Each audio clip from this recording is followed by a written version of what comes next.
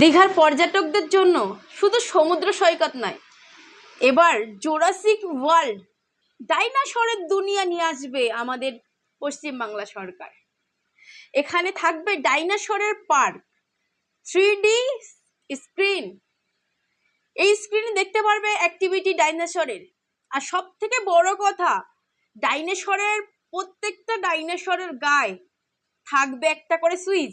ওই সুইচটা চাপ দিলেই দেখা যাবে এইটা কোন জাতির ডাইনোসর, এ কি করতো, কত সাল আগে হয়েছে, এ কত বছর বেঁচে ছিল, কত বছর আগে মারা গেছে, পুরো ডাইনোসরের ডিটেলসটা ওখানে দেয়া থাকবে। খুব সুন্দর একটা প্রজেক্ট।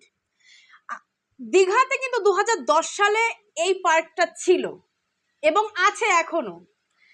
সেই পার্কটা আবার নতুন করে রেনোভেট করা হবে। এই পার্কটা যে ডাইনোসরের মডেলগুলো আছে পুরো খারাপ হয়ে গেছে। এই যে মডেল, এটা আর শোপিস নেই, এটা খুব বাজে একটা পরিবেশে আছে। এটাকে রেনোভেট করে নতুন মডেলে তৈরি করা হবে। পার্কটাকে নতুন মডেল দেওয়া হবে, 3D স্ক্রিন রাখা হবে, বটন রাখা হবে, পর্যটকদের কথা ভেবে এবং তাদের চিলড্রেন বাচ্চাদের কথা ভেবে, যে বাচ্চাদের জন্য কিছু স্পেশাল খোরাক সেটা মাথায় রেখে শুভেন্দু অধিকারী এই ডিসিশন নিল যে জুরাসিক পার্ক আবার নতুন করে রিওপেন করা হবে এবং সুন্দর একটা 3D লুক দেওয়া হবে।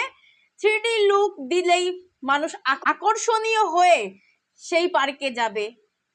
আগে যখন 2010 সালে এই পার্কটা খুলেছিল, খুব জনপ্রিয় ছিল দীঘাতে, খুব সুন্দর পরিবেশ ছিল, সেখানে প্রচুর ভিড় হতো।